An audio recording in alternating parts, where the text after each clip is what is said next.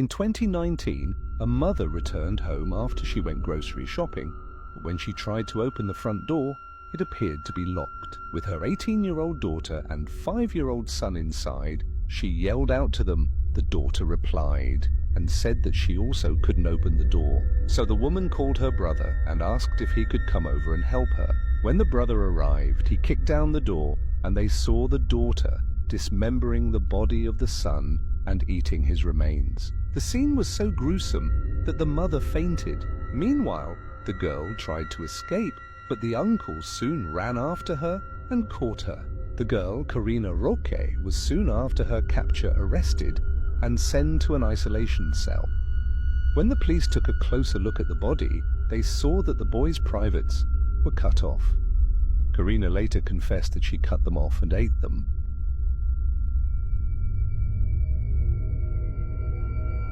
He was exposing this woman in broad daylight in a supermarket car park. He kept pulling her trousers down, she was pulling them back up, and within hours she was dead. Please be warned, this is a very barbaric and truly disturbing case. It was January 2011 in New South Wales, Australia. Lynette Daly was just 33 years old and she was an Aboriginal woman from Clarence Valley. And she was an incredibly busy woman. She had 7 children. She truly had her hands full. I think one would stress me out, to be honest. But she took it all in her stride and she was looking forward to letting her hair down for something called Australia Day, which I've never heard of before. On the 26th of the month, she was heading to a beach for a camping trip with her boyfriend Adrian Atwater. It was peak summer. It was going to be a gorgeous day. Along for the ride too was Adrian's good friend Paul Morris. Like I said, it was summer, it was good vibes, and Lynette was day drinking, and personally for me that's my favourite. But sadly Lynette got to the point where she was absolutely wasted and she definitely couldn't consent to anything. Inside a supermarket that day, a worker was stopped in her tracks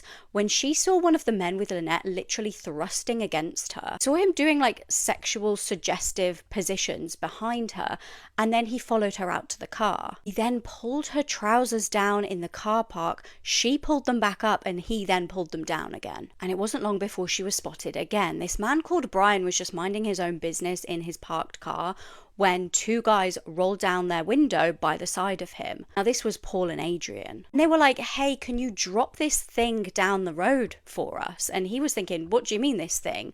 And they pointed to Lynette. Suddenly it dawned on him, like, these men are trying to hand over this severely intoxicated woman to a stranger. It was one of the last times she was seen alive. Now, Paul and Adrian appeared to have decided to pitch a tent at 10 Mile Beach, which is a pretty isolated area. And I don't know what you guys think, but I certainly think that they did this on purpose so they would be out of prying eyes. In the back of the truck, there was already a mattress set up for them to sleep on, but that truck would serve as a slaughterhouse for Lynette. Adrian decided to SA Lynette so violently it gave her internal injuries worse than people usually get in childbirth. Sickeningly, he then invited his friend Paul to join in. Aside from the fact that this was so disturbing because she literally was so out of it, she could not consent to anything, like I said, this attack was so brutal, she was absolutely covered in blood. When I tell you she lost 2 liters of blood from a ruptured artery, this was pure evil. And the men, after doing this to her, did not decide to call an ambulance straight away, no. In fact, they first dragged her limp body down to the water, either dead or dying, so they could wash the blood off. They then decided to spend some time burning evidence, which was the mattress, the sheets, Lynette's clothing. Then they just waited hours before they called for help. They wanted to make sure she was definitely dead. And if that wasn't infuriating enough for you, they then tried to make up some bogus story to try and get away with this. They hadn't realized she was in pain, they said. 2 liters of blood. They said she just went skinny dipping and had a seizure in the sea. When Adrian was originally interviewed by police, he said to them, "Boys will be boys." If you thought you were already infuriated enough, wait until you hear the fact that they weren't prosecuted at first because of lack of evidence. Her children were left without a mother and these animals were just allowed to walk free. It was actually only years later, when there was a serious case review, that they were finally, thankfully, put on trial. Adrian was found guilty of manslaughter and Paul of hindering a police investigation. They were both, thankfully, found guilty of aggravated SA, but not murder. Adrian got 19 years in prison and Paul got just 9. Let me know what you guys think, because I certainly don't think justice was done. Halloween is already a day that scares a lot of people, and for most, it's all just pretend. You're expecting to see all of the creepy costumes and be scared by people, and usually none of it's real, so it's okay. But for this woman right here, it was real. She dressed up as a bunny and went to a fun Halloween costume party in 2001, but she vanished after this, never to be seen again. Her disappearance was later possibly connected to two things: a disturbing abduction that took place over 200 miles from her home, where a woman who looked a lot like her was seen screaming and crying for help, being forced into a car by an unknown man. That, and a terrifying serial killer who was later uncovered in the area. He had the badly damaged and charred remains of at least 12 people on his property, and police believe that one of them could be this girl that went missing. This is the mysterious disappearance of Cindy Song, and what happened to her on Halloween so many years ago was real and more disturbing than you can imagine. So let's talk about it. This is Cindy Song. She was 23 years old when she disappeared on Halloween night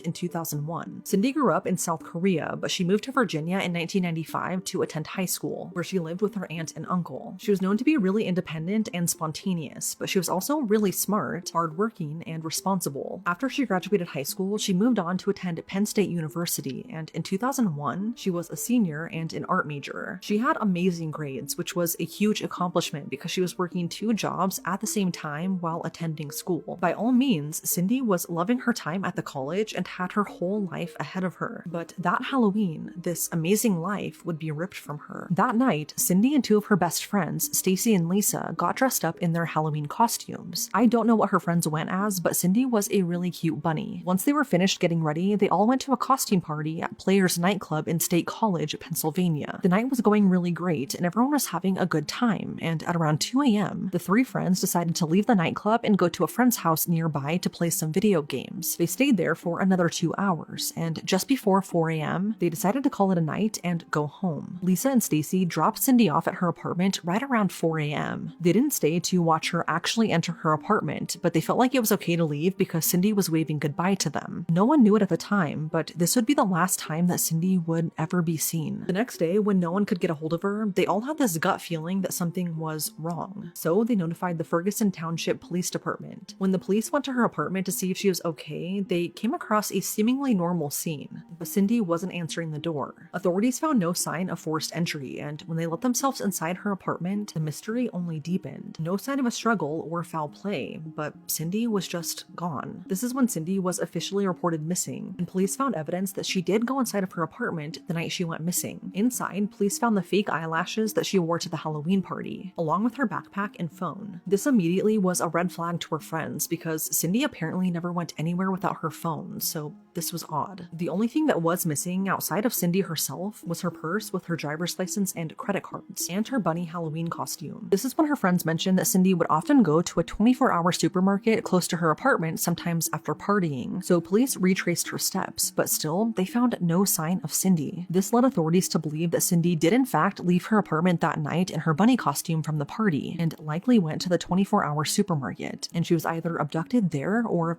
on the way. And it seems as though she left her apartment willingly because she locked the door from the outside on her way out. So either something happened to her at the supermarket, or police believe that she could have left her apartment with someone she knew who then killed her after the fact. Cindy's phone records showed that she didn't make or receive any phone calls after she was dropped off at her apartment at 4 that morning, and there was no activity on her credit cards either. Police and hundreds of volunteers searched every place they thought Cindy could be, including a wooded area near the Penn State campus, but they found no trace of her. It's like she vanished into thin air. One thing was very clear though, and that was that she didn't leave on her own free will. Police found 2 upcoming Britney Spears concert tickets in her apartment, and she'd also just bought this really nice computer that was about to be delivered the following month. Cindy's friends and family say that she wouldn't just disappear like this. She wasn't depressed or suicidal, and her friends say that she was really happy and upbeat the night she went missing. So this leaves one option really, and it's that someone took Cindy and made her disappear. Just when police thought this investigation couldn't get any stranger, 3 days after she disappeared, a witness saw someone who looked identical to Cindy being forced into a car by an unknown man. This took place in Philadelphia's Chinatown district, which is over 200 miles away from her home. The witness saw who he thought could be Cindy screaming and crying for help, and the man they saw yelled at them to leave. This was the composite sketch of the man based off what the witness saw. Police don't know if this woman was really Cindy or not, or who the man even was, as he has never been found, but they would still like to question him in regards to this case. There would be no new developments in this case for another 2 years, and honestly, this possible connection is really disturbing. So in 2003, a pharmacist named Michael Kurkowski and his girlfriend, Tammy Fassett, mysteriously disappeared. At first, Michael's family didn't think much of it and honestly thought he just dipped, because he was facing a 40-year jail sentence for selling prescription medications illegally and insurance fraud. They thought that since he was in some hot water, that he just willingly left with his girlfriend, but they quickly found that this was not the case. Shortly after the couple was reported missing, a man named Paul W. came forward and told police that they needed to look into Hugo Selensky, who was a local man with a lengthy criminal history. Paul said that Hugo told him that he and Michael, the now missing man, had kidnapped Cindy that fateful night and took her back to Michael's house. Together, they assaulted her for hours until she died, and then they disposed of her body on Hugo's massive property, which Paul said they needed to search because there's probably a lot of people buried there. So police went to Hugo's property, and there they found 5 bodies. 2 drug dealers, Michael Kurkowski and his girlfriend Tammy, and 1 body that they can't identify because it was so badly damaged. Police also found several bone fragments from a burn pile that belonged to as many as 12 victims. So it turns out that hiding in plain sight was Hugo, a serial killer that somehow went undetected for a while. Since the remains found on his property were too damaged to identify, police suspect that one of them could be Cindy, but they've never been able to physically prove it. Hugo eventually did confess to kidnapping Cindy that night, but according to him, it was Michael who killed her, and then he kept her bunny ears from her costume as a souvenir. Despite all of the bodies found on his property, Hugo was only charged with the murders of Michael and Tammy, and then he was sentenced to life in prison. What's crazy though is that Hugo somehow escaped from the maximum security prison where he was being held, using bed sheets to scale down the building, and then he used a mattress to cover the barbed wire fence. He was caught 3 days later and sent back to prison, where he remains to this day. Hugo is still considered a suspect in the disappearance of Cindy's song, but as of 2025, her body has never been found, despite the countless searches on Hugo's property. Cindy's case is so scary to me and honestly eye-opening because this could happen to any of us. She was simply out just trying to have fun on Halloween, and unbeknownst to her, someone was watching her that night, just waiting for the right opportunity to strike. And it's especially scary in this case because there's no body and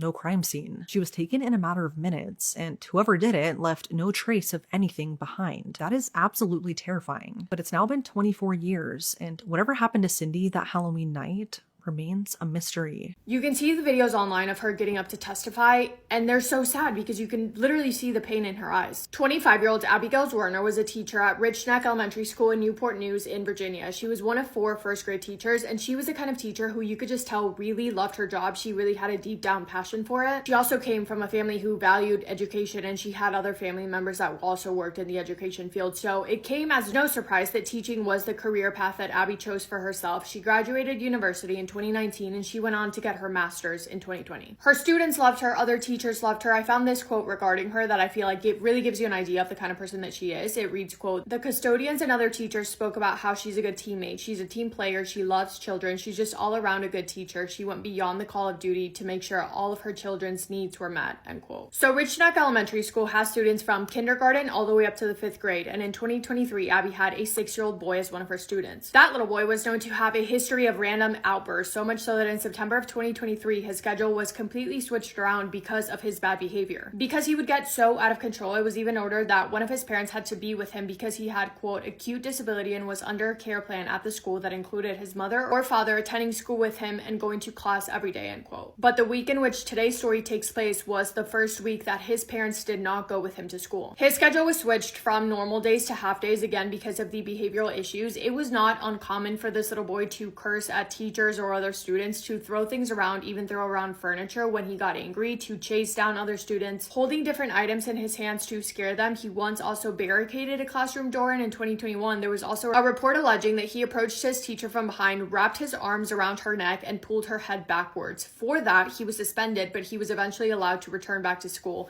Point being, the kid had behavioral issues. Him acting out was a known thing for this boy, and Abby, being his teacher, understood that, and she tried her best to try and work with him. It also adds a level of discomfort discomfort knowing that the 6-year-old little boy had previously told a different teacher that he not only hated Abby, but he wanted to set her on fire. Extremely alarming behavior for anyone, let alone a 6-year-old child. On January 4th of 2023, the 6-year-old little boy somehow managed to get a hold of Abby's phone. He threw it on the ground, completely smashing the screen. Because of that, he was suspended for a day, but he was eventually allowed to return back to school January 6th. And that Friday morning, the 6-year-old had found a weapon that his mom kept at home. He put it in his backpack and he took it with him to school. Allegedly, his mother had the weapon stored on top of a shelf in a closet in her bedroom. And according to her, it had a lock on it, but somehow, some way, the little boy found it, put it in his backpack, and took it with him. From the moment he showed up to school, which was around lunchtime, right before, like around 11 a.m., he was already acting out. And during recess that day, Abby became suspicious that the little boy had something on him, and she told 2 other school employees about her suspicions, leading to one of them searching his backpack, but they did not find anything. However, after lunch, Abby's Werner approached Ebony Parker, the school's assistant principal, and looped her in on the situation, letting her know that she was concerned. Also saying that even though they did not find anything inside of his backpack, she had seen him remove something from his backpack and suspected that he could have whatever he had, which she assumed was a weapon, inside of his pockets. However, the assistant principal didn't really seem to be concerned about it, saying, well, he has little pockets, kind of like suggesting that he didn't have anything in his pockets, saying that they were small and nothing could fit in them. I don't know. Abby also told her that the little boy appeared to be in a, quote, violent mood, end quote, not only towards her, but also towards the other students. And Abby stated that when she shared that information with Miss Parker, she had no response. When Miss Parker was notified that they searched through the backpack and found nothing, it was around 12:30 p.m., so right after lunchtime, and just after 1 p.m., a third teacher told administrators that a different student who had been crying clearly out of fear had admitted to the teacher that he had seen the weapon during recess, and said that the 6-year-old little boy told him that he was planning on using the weapon on Abby, and told him that if he told anyone that he had seen it, he would use the weapon on him. That was also brought to the attention of Miss Parker, who only said that his backpack had already been searched, so all was good. And then a fourth school employer, a guidance counselor, who had heard about the situation, was also extremely concerned, and they asked Miss Parker for permission to conduct a search of the boy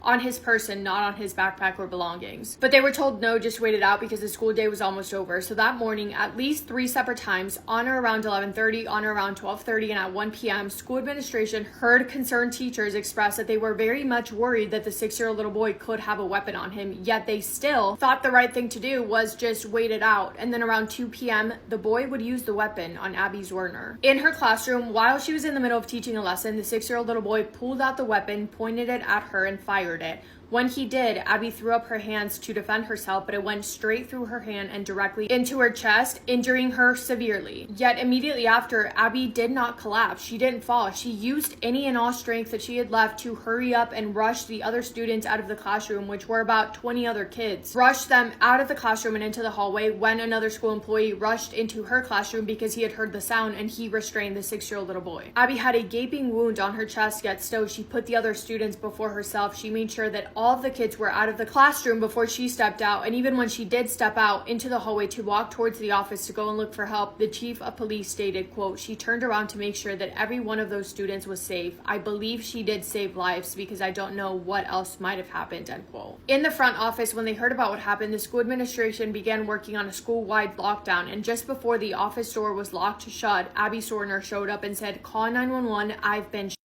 before she fainted and collapsed to the ground. There was a 55-year-old woman in the office who was there to pick up her grandchildren from school, and she rushed over to Abby and applied pressure to the wound, waiting for the paramedics to get there. When emergency responders got there, they treated Abby and rushed her over to the hospital with life-threatening injuries. When describing this later on in court, Abby stated, quote, I thought I was done.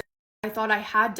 I thought I was either on my way to heaven or that I was in heaven, end quote. Since then, Abby has suffered with PTSD, anxiety, and depression diagnosed by her psychiatrist, and to this day, she continues to have nightmares about the situation. And even after 6 surgeries, her surgeon has said that her hand will never be the same again. Abby still has a hard time performing basic tasks like opening a water bottle or opening a bag of chips. Many of her family members and friends have also said that Abby has never been the same since then, which makes sense. Such a traumatizing thing to go through. Her doctor has said, quote, she has lost the sense of being safe, something that she had not experienced before. Even when she was feeling depressed or anxious, she now does not want to go anywhere. She has become socially withdrawn and isolated, pulled away from friends, didn't want to be in public as much, and felt fear in places that she did not feel fear in before, end quote. The 6-year-old little boy was taken into a detention facility and he received a mental health assessment, but because he was only 6 years old at the time, he was not charged with any crime, his family stating that he was receiving treatment at a medical facility where it was ruled that he was required to be under constant supervision, the boy's family also released a statement expressing sympathy for Abby. So he was not charged with anything because under Virginia law, a child that young legally cannot be tried or found criminally responsible for a felony. However, his mom, she was charged. She was charged for leaving a weapon accessible to a child and for felony.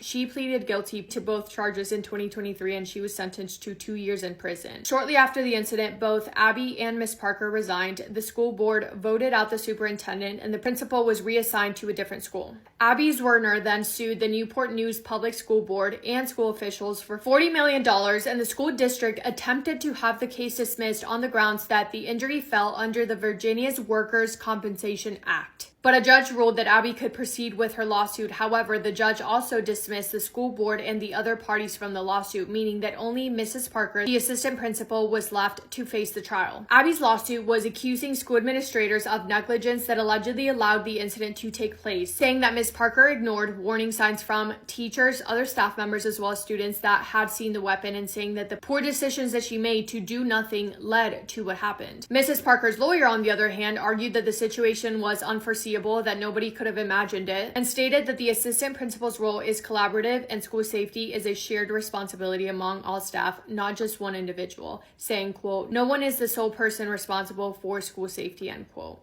On November 6th of 2025, a Virginia jury awarded Abby $10 million in her civil lawsuit against former assistant principal Miss Parker. Yeah, I mean, what can you say? It's quite literally depressing. Every single aspect of this story broke my heart. But yeah, that is all I have for today's video. Thank you for spending time with me today. I hope you guys are having the best day. If not, go do something to make it the best day. Make somebody happy, and I will see you in my next video. Massive kiss on the forehead to every single one of you. She was teacher of the year, and then she essayed her 6th grade student. She would essay her student in front of the entire class almost every single day. You are a monster. You're a child.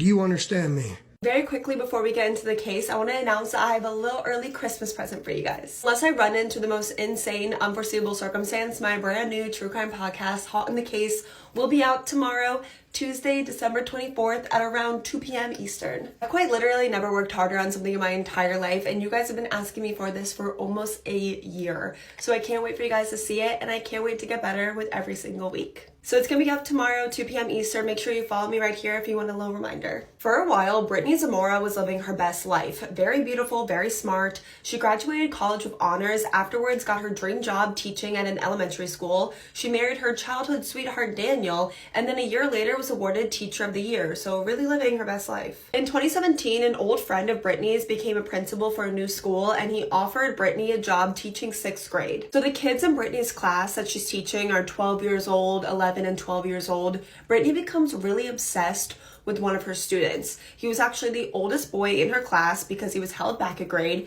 but he's still a 6th grader. He's 13 years old, and Brittany is about to turn 27 years old, so she's over double his age. She's always showing this 13-year-old boy like extra attention. There's definitely some favoritism going on, and then the two of them start chatting online, and very quickly Brittany turns the conversations inappropriate. Very flirty and then explicit, and it wasn't long till Brittany was sending photos of herself and asking the 13-year-old boy to send photos back. And only a couple weeks later, Brittany turned it physical. One day, she asked the 13-year-old boy to stay after class. She asked him to give her a hug, and then when he went in for the hug, she kissed him. And then very quickly after that, she escalated again and began essaying her 13-year-old student in front of the entire class every single day. Every single day, Brittany would put on videos for the class. Then when the video is playing and they're all watching the video, she would sit in the back of the class next to the 13-year-old boy. She'd put his hand down his pants, so gross, and then force him to reciprocate on her every single day in front of the entire class of 11 and 12-year-olds. This is only 2 years after Brittany has gotten married to her husband. She's essaying this 13-year-old boy every single day. She's texting him about how much she loves him, how one day they're going to get married, and Brittany becomes like really obsessive and controlling and jealous over her 13-year-old student. there was a 12-year-old girl in her class, and Brittany, as a 27-year-old woman, was like threatened by this 12-year-old girl. She did not want her 13-year-old student to talk to this girl and threatened that if the 13-year-old boy ever talked to her, she would have other students in her class beat up the 12-year-old girl. It's ridiculous, but it's also terrifying. This is how this teacher is talking about her students. And speaking of the other students in Brittany's class, they're not dumb, and they started to realize that there was something going on between their teacher and their classmate. So a group of them actually tried to take their concerns to the principal. But remember, the principal is an old friend of Brittany's. The principal doesn't believe the students at all. He doesn't contact the 13-year-old boy's parents about the accusations. He doesn't go to the police. The only thing he does is threaten the students to not spread rumors about their teacher. And because the principal doesn't do absolutely anything, he doesn't do anything, it allows Brittany's abuse to only escalate even further. One day, the 13-year-old boy was staying the night at his grandparents' house, and Brittany convinced him to sneak out of his grandparents' house, meet up with her so she could perform like an act on him.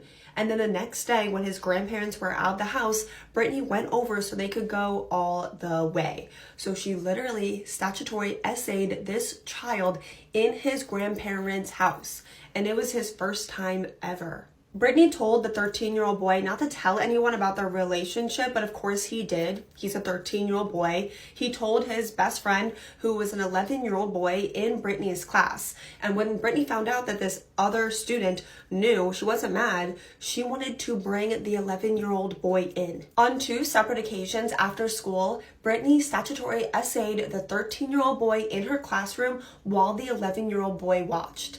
She also asked the 11-year-old boy if he wanted inappropriate photos of her.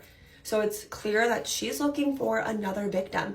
And this time, Brittany's going even younger because Brittany Zamora is a predator. The 13-year-old boy's parents started to realize that their son was acting different and he wouldn't say why. So they secretly added like a monitoring software on his phone. And that's how they found the conversations between their 13-year-old son and his teacher. And they're disgusted and horrified. They confront their son and he admitted everything. I'm assuming the 13-year-old boy told Brittany that his parents knew, because then Brittany called up the 13-year-old boy's parents and begged them not to go to the police. And they actually recorded this call, so I can show you a bit of it. What type of perverted person are you? I want to know right now. You are a monster. You're a child. Do you understand me? No. Why do you say that? Oh, see, I'm a lot smarter than you. I'm so much smarter than you. You do not understand how much smarter than you I am. I got you. I want you to know that now. I got you. Can you explain to me? Can we meet, to talk about this? Is there something we can settle out, outside? Oh yeah, that's what we can do. So I can give you a chance to do it to some other kid. Yeah, that's exactly what we're gonna do. So Brittany told her husband that day, like, what an evil POS she is, and she actually asked her husband to get on the phone and defend her. So this guy, Daniel Zamora, really got on the phone with his wife's victim's dad and defended her and asked them not to go to the police. Hey, man. Hey, don't say hey man to me. You got a monster. If I was you, you stupid mother, I'd leave her. Man, listen. No, listen to me, you stupid mother. I'll cave your stupid hand. Do you want to? I'd love to put my hands on. You're a stupid mother. You know that? You dumb mother. You dumb mother. Think about, God preaches forgiveness, man. Yeah, I'm gonna preach forgiveness when I put my hands around your throat, you stupid mother. I understand your pissed, man. No, you don't get you dumb. Listen to me. I am not going to settle outside of court. There's not enough money you could possibly offer me to settle this.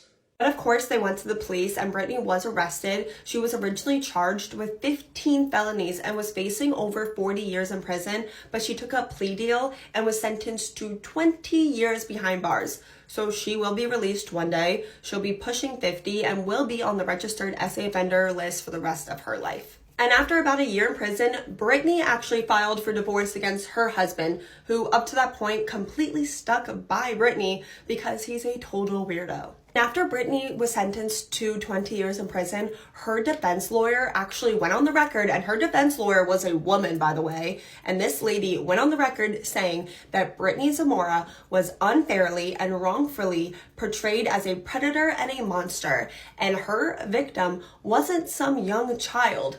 He was a teenager, because a 13-year-old apparently is the same thing as like a 19, 18-year-old. Give me a break, because I cannot stress this enough. She is a 27-year-old person, and she was attracted to 13 and 11-year-olds, which makes her a predator and a PDF file. And if you don't think that what she did was wrong, if you're a guy and you're like, oh my God, that would have been my dream. If you think a 27-year-old male teacher doing that to a 13 and 11-year-old is gross and weird, there's no difference. Brittany Zamora is a predator. She always will be. If you watched the end of this video, thank you so much. Please make sure to check out my brand new true crime podcast coming out tomorrow, December 24th at 2 p.m. Eastern. Love you guys so much. Thank you for all the support. And Merry Christmas if I don't see you.